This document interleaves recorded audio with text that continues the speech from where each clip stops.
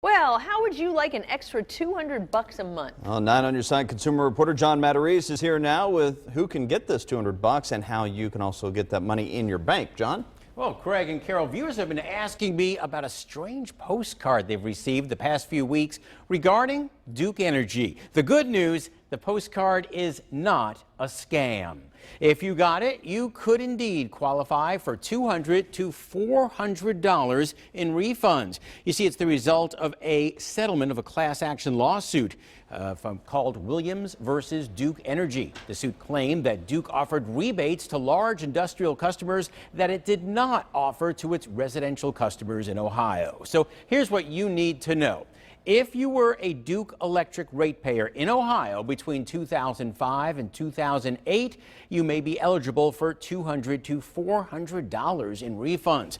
If you received the postcard, your best bet is to fill it out and mail it in. If you did not receive a postcard but you think you might qualify, go to the settlement website, which we have posted a link to on WCPO.com.